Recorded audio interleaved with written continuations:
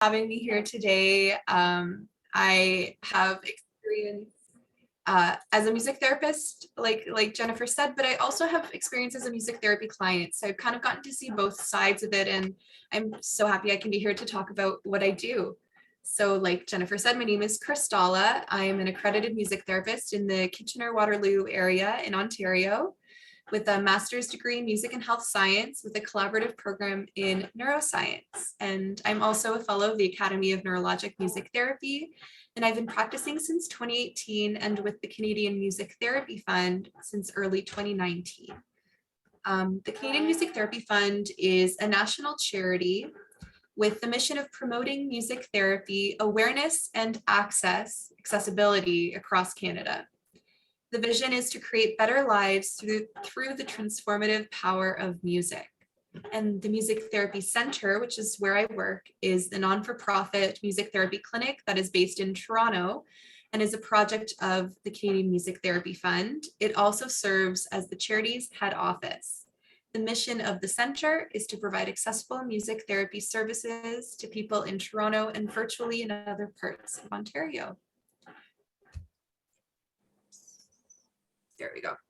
Okay, so what is music therapy? So the type of music therapy that I'm going to be talking about today is called neurologic music therapy, or just for ease of saying it, NMT. So if I say NMT, I'm going to be talking about neurologic music therapy.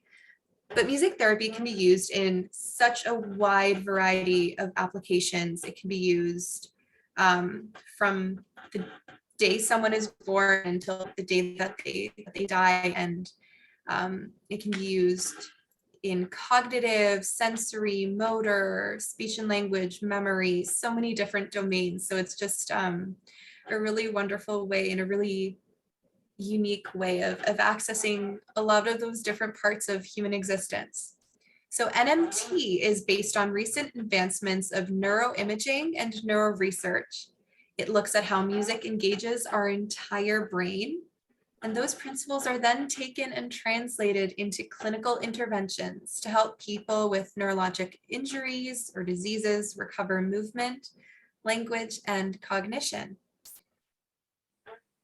Moving on, NMT has techniques in 3 main domains: sensory motor, so movement, speech and language, and cognition. So those are things like memory, executive functioning, attention, and emotional and social domains. So I mentioned earlier how music therapy can be used throughout someone's lifespan, and these are some people who can benefit from NMT. So I'll just let you take a little look at that. And we're able to work with so many individuals and so many different diagnoses, because 97% of the human population actually responds to music the same way neurologically. This means that music accesses our brain the same way, regardless of age, culture, ability, or disability. So we're going to talk now about some of the sensory motor rehabilitation in music therapy. So these techniques are useful for individuals with motor issues or movement issues related to neurological disorders. The overall goals of sensory motor training are to improve posture and gait, so walking, balance, reach, and upper and lower strength, and fluid movement patterns. So the most important principle in NMT and sensory motor rehabilitation specifically is an external rhythm. So whether this rhythm comes from a metronome or a very strong beat in music, it acts as an auditory cue. So I'll restart that sound, but that is kind of the external cue that I am referencing here. It's a little quiet. Can everyone hear that? Yeah. Great. Oops. So with those external cues, the average person walks about 80 beats per minute. When people walk to a beat, like a metronome, like we just heard, it's actually significantly harder to not walk in time because brain's always thinking what's called a feed forward mechanism, which means that they're always looking forward to and anticipating what's coming next based on previous events. So if you're hearing this constant clicking, your brain is learning to anticipate that. So when we hear a steady rhythm or structured music, our brain processes the time intervals between each beat. This external rhythm not only activates our auditory system, but it also activates our motor cortices as well. So it activates multiple parts of the brain. When these two systems fire at the same time, this creates the concept of entrainment. So what people like me do is we use this concept of entrainment in techniques such as rhythmic auditory stimulation to help people recover gait, as well as to help regulate those automatic processes. So the three here are rhythmic auditory stimulation, which I mentioned is for walking. That's often used with a metronome. Therapeutic instrumental music performance, or also called TIMP, is where you would have an instrument and you would be using that instrument with repetitive movements. So that is one that I have personally used quite a bit when I'm working with clients who have had a stroke. It's often useful to practice those repetitive movements and regain some of that motion. And the last one is Patterned Sensory Enhancement, or PSE. So these are the parts of the brain that where entrainment lives in our bodies. It's kind of hard to understand when I'm talking about that, but so that's why I try to include this visual.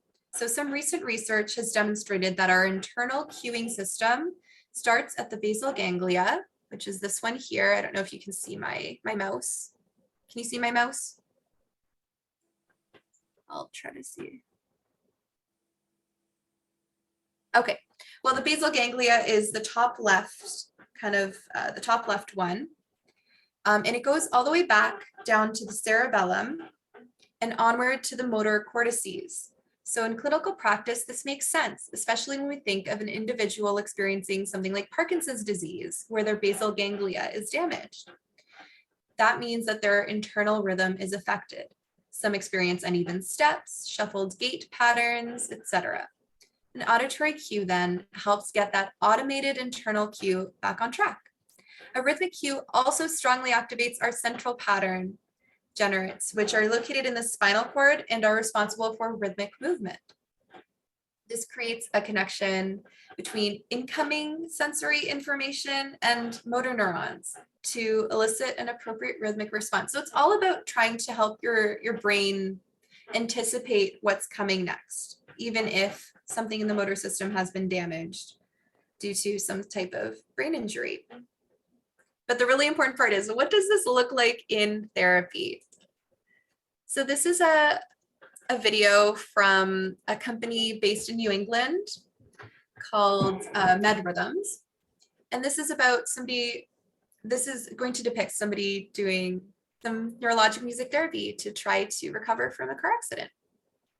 Please let me know if you can't hear. You should be able to hear sound, but please let me know if you can't.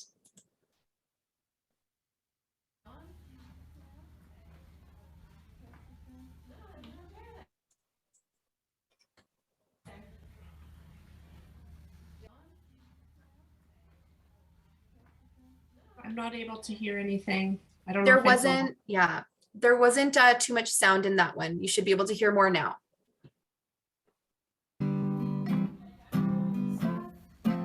Can you hear it? Yep. Wide left. Yep, don't speed up. So those are those repetitive movements with the instrument.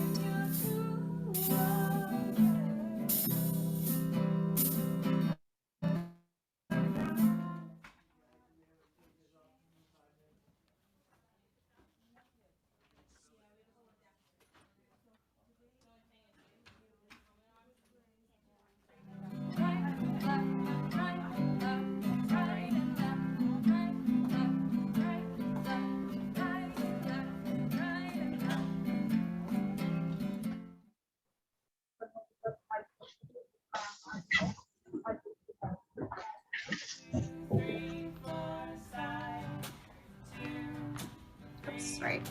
4 backwards. 1, 2, 3, 4, side. 2, 3,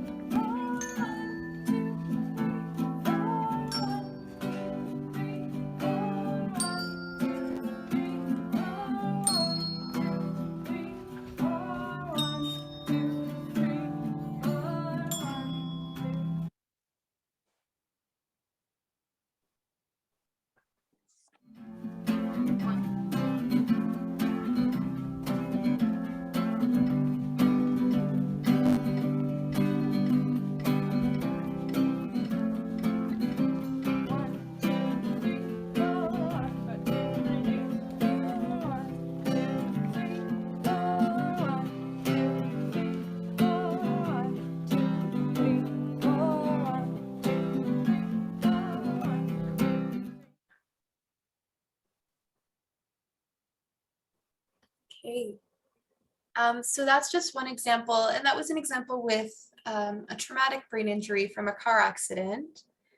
And we're going to see one more quick example with a Parkinson's patient. So this is when we add an instrument into the mix with an external rhythm present, we do create that feed forward, remember that anticipatory loop.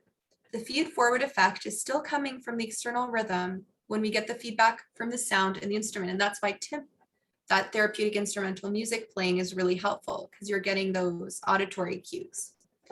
So when the instrument is placed under a target, like it was under her feet, the client is reaching just outside of where is comfortable for them. So it's helping to really push them.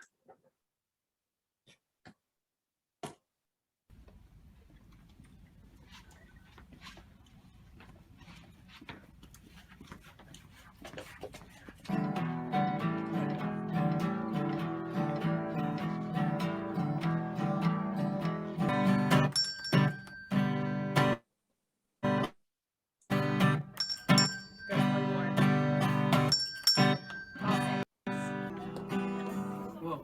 Yeah, get your balance. Yeah.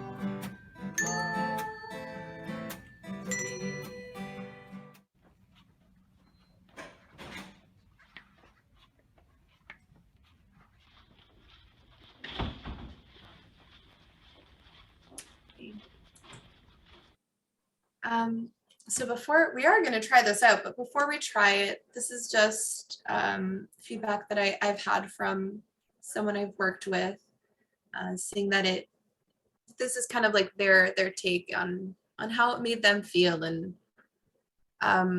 what they got out of it. So it's a lot of work, but it's a lot of fun. So we're going to try it out. So we're going to do some pattern sensory enhancement, which is, I think, one of the only ones you didn't see in those videos. And we're going to do this together. So I'd like everyone to start with your arms kind of around your shoulders, if you can. And we're going to raise, and so we're going to go down, so up and down and up and down. Great. So now I'm going to tie in some of that music. So we're going to go up and down, up and down, up and down, up and down, up and down. Keep going.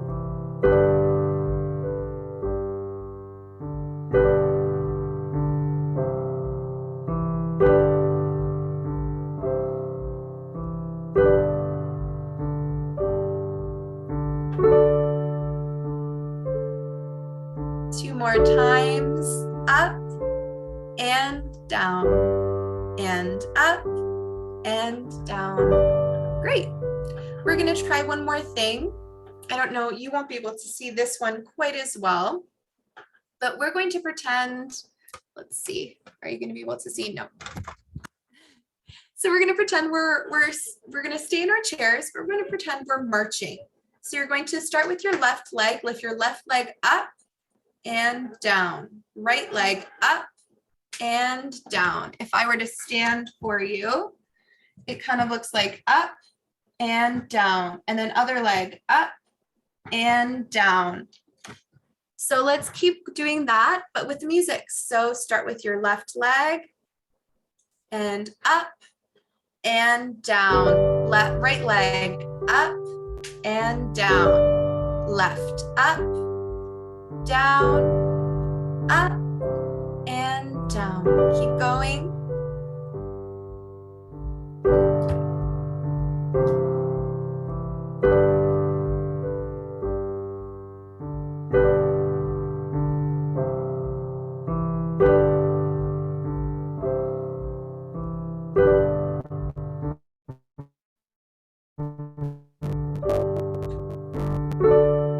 Two more. Up and down and up and down. Great job. Oops. Okay. So now we're going to move on to speech and language. These techniques are useful for individuals who are experiencing aphasia or who have lost speech due to degenerative disease, stroke, or TBI, traumatic brain injury. These techniques are also useful to improve respiratory function for people whose breathing is compromised. And it's also useful in children to develop speech. Basically, it incorporates a lot of singing. So music is so useful in speech rehabilitation and development because music, like we said before, globally activates the brain. So if one part of your brain has sustained damage, music can access the other areas of the brain that are undamaged. This is why if someone experiencing a stroke loses their ability to speak, more often than not, they might be able to sing. Probably the most notable intervention here is the top one, melodic intonation therapy, or MIT. I'm sure, have we all heard of the story of Gabby Giffords, the congresswoman in, I think, Arizona, who was shot? Does anyone remember hearing about that? She was shot in the head, and she actually went through a very intensive NMT, Neurologic Music Therapy program that incorporated that melodic intonation therapy, and she can now speak after having sustained that kind of trauma. So as I'm sure you know, or as you may not know, MIT is an intensive therapy that uses what looks like singing to redevelop language. It pairs functional phrases with melodies. For example, I want to go to the bathroom. 90% of language is in your left hemisphere.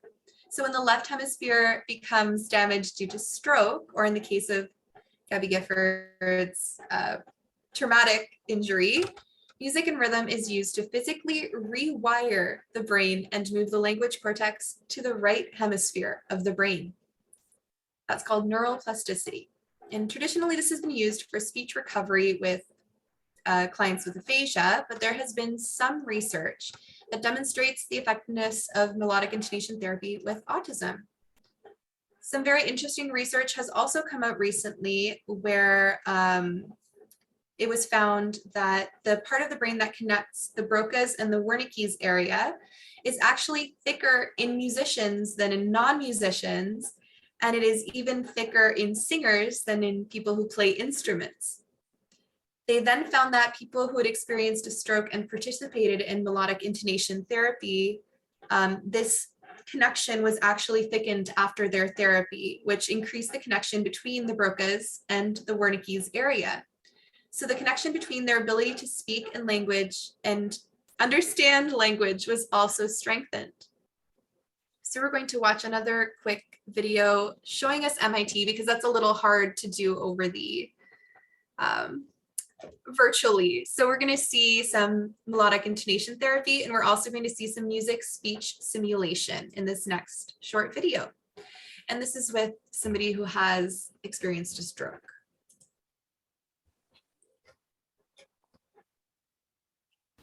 Try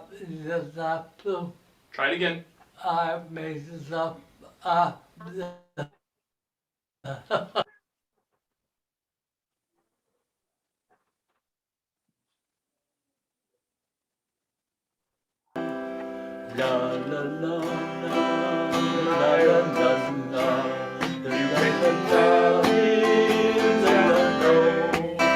I'm Peter. I'm Peter. I'm Peter. How are you? How are you?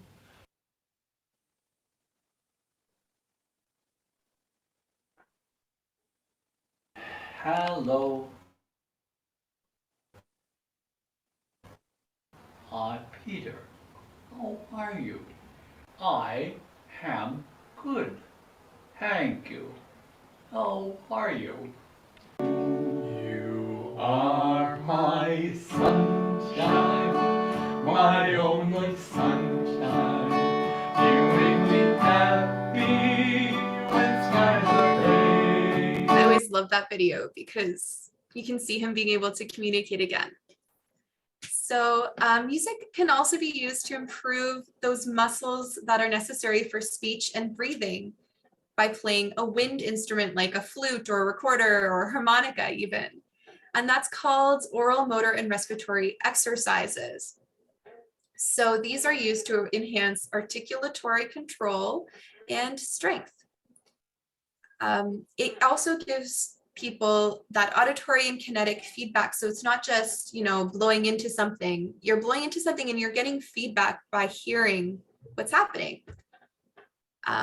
So we're about to see a really quick example of that. And therapeutic singing is actually something that we are going to try together. So I won't talk too much about that right now because we'll get to try it. So this is an example of some oral, motor, and respiratory exercises with a kazoo.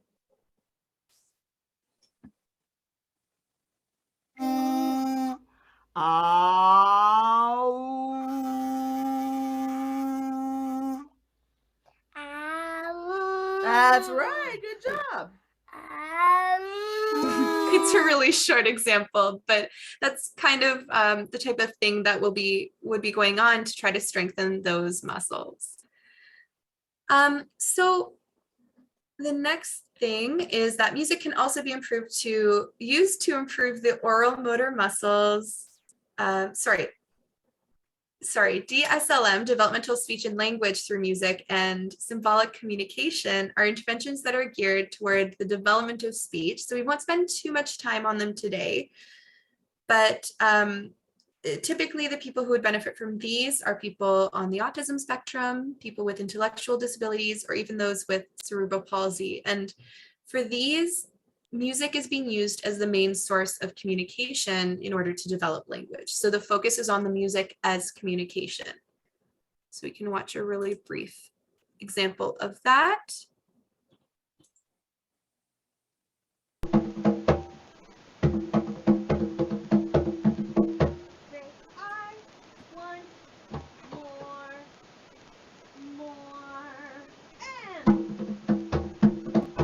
So that's sign language more. And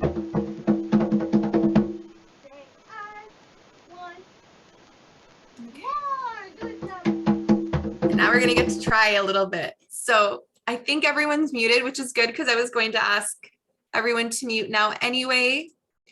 But we're going to do a little bit of therapeutic singing together. So I'm sure, I hope everyone knows this song. I'm sure you're all at least a little familiar with it. But we're going to do a little bit of singing together. Let me just change audio source.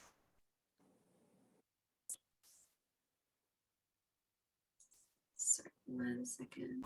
There we go. Okay, so let's sing together.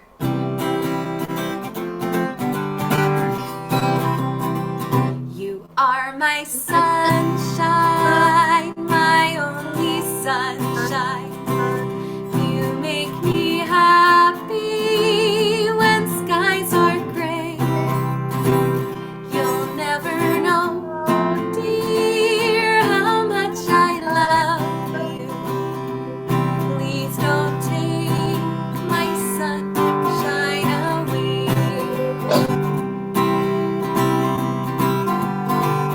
The other night, dear, as I lay sleeping, I dreamed I held you in my arms.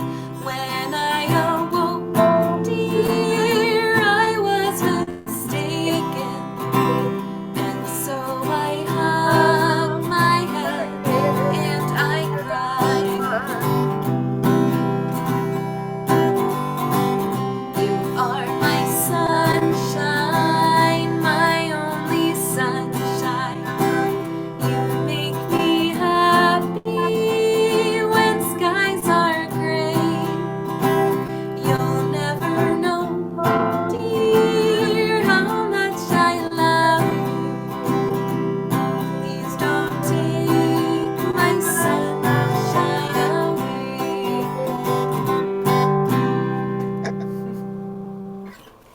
Thank you for trying that with me. It can be a little intimidating to sing in front of other people, especially virtually when it's a little different. So thank you all so much for trying that with me. So now we're going to just talk a little bit about, oops, I skipped the slide. There we go. We're going to talk a little bit about some cognitive rehabilitation. So these techniques are useful for individuals who might have some behaviors due to an acquired brain injury, developmental delays, anyone who's experiencing attention or memory or decision-making issues. It incorporates the use of music making and instrument playing to help with those things like decision-making, attention, memory, and behaviors. And it can even be broken down into 4 subcategories that you will see. So those subcategories are attention and perception training, memory training, executive function training, and psychosocial behavior training. So attention and perception training. This is the act of physically attending or paying attention to music, which is a constant workout of our brains. For example, playing the piano stimulates the primary motor cortex, the auditory cortex, the prefrontal cortex, the cerebellum temporal lobe, and so many other parts of our brain. So by making music or even just paying attention to it, you're engaging all of your brain. So whether we're working with someone with a brain injury or somebody on the autism spectrum, we try to pay attention to specific sounds, and with music therapy, we integrate those visual, tactile, and kinesthetic, so spatial, stimuli to sharpen the cognitive tools and to help discriminate between those stimuli. Because music is so neurologically demanding, it often captures and holds onto our attention. So in therapy, we can focus on all 4 levels of attention that we just talked about. And those are selective, sustained, alternating, so back and forth, or divided attention. So music therapy has been proven useful for improving attention functioning in people who have experienced acquired brain injuries. And music can also change the way that our minds think and can affect our perception of the world and our perception of the way that we navigate it. So in the third one from the top, auditory perception training, we use rhythmic structures to guide our movements. In MNT, which is musical neglect training, it addresses individuals who are unable to perceive a portion of their visual field. So they'll have to physically turn around to see part of their environment in the music therapy setting. The music therapist might form a simple song or a simple scale starting in the visual field, maybe using those bells that we saw. So it would go like do, re, mi, fa, sol, la, ti. And nobody wants to end on T. We all want to get home to do. So the do would be in that neglected area, so the person would feel like they need to complete it. So that focuses attention back to that neglected visual field. One of my mentors actually used this with a particular client that I saw. This client needed to sit in her wheelchair, but her chair was in her right visual field. So she had to turn all the way around before she could focus on her wheelchair, which can be a little dangerous, especially given that she was unsteady on her feet.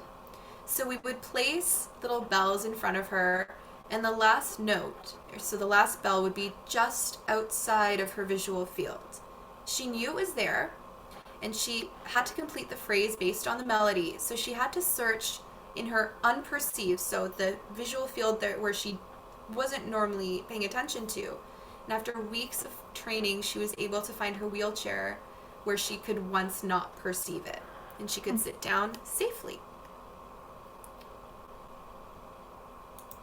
So we can also use music to practice executive functioning skills like organization, problem solving, decision making, reasoning, and intervention. This is what we see. This example that you see on your screen now demonstrates the level of skill pre and post one session within a locked wandering unit in a long-term care facility. While therapeutic music training this test isn't necessarily used to measure executive functioning, it does provide a nice visualization for what happens with dementia patients.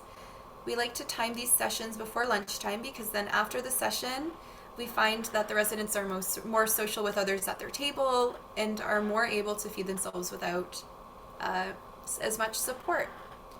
And a lot of this can look like songwriting and leading the group through musical exercises. And what we know about the brain about memory is that our brain wants to hold on to strong sensory information.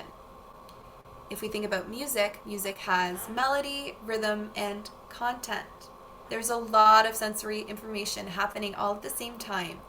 So when we use music in memory training, the brain wants to hold on to that sensory information as much as it can. We give these tasks to individuals who need to work on their functional memory skills after a brain injury. I had worked with an individual who had had an acquired brain injury and had trouble identifying objects and recalling names. So first, I helped him remember my name through a song. We played music, and then when he couldn't remember items around his room, we would make up a song to remember these items, like glasses. Another great example of this is the alphabet song.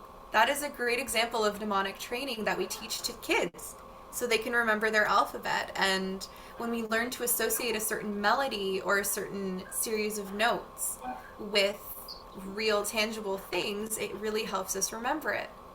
Music is also great at stimulating lost memories. There are tons of videos online of people with dementia listening to music and remembering how they used to dance or remembering people's names. So it's really, really helpful in doing that. So we're going to see a little video now of some MEMT. And yeah, this was we'll see some of that.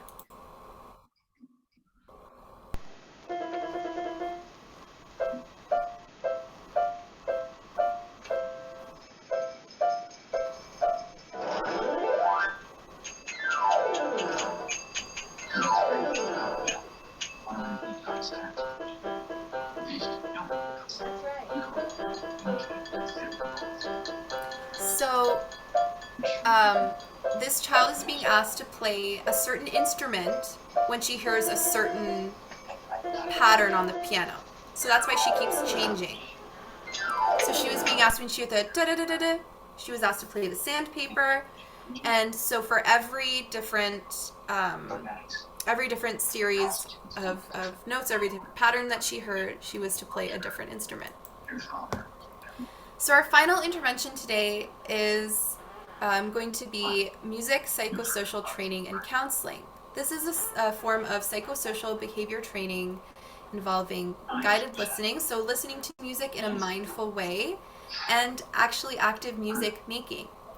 And music therapists are often registered psychotherapists, and this is where that comes in. This technique fosters social interactions, appropriate emotional expression, reality orientation, impulse control, mood management, and it provides incentives for behavior modification. Music psychosocial training can really be used for a variety of diagnoses, but is more specific to people who've experienced a trauma to help them adjust to their changed situation and to heal. It's great for depression from a brain injury, and it's great for also just neurologic, mental health challenges. Musical exercises are used to facilitate the feeling experience of emotions, identifying emotions, and expressing them. For example, maybe each group member can pick an instrument, and the music therapist might lead them through a variety of different emotions, like what does angry sound like, what does sad sound like, and that can be like a linear line of just emotion, and it can be quite cathartic. So this is one last kind of client testimonial saying, whoops, skipping ahead. This is one last kind of testimonial of somebody who has experienced music therapy. And it is something that, as someone who has been a client, I believe so strongly in it. And like I said, I'm really happy that I get to share a little of what I know with all of you today. So if you do have a few more questions, we do invite you to reach out. My email is on there. The Music Therapy Fund is on there, as well as our website.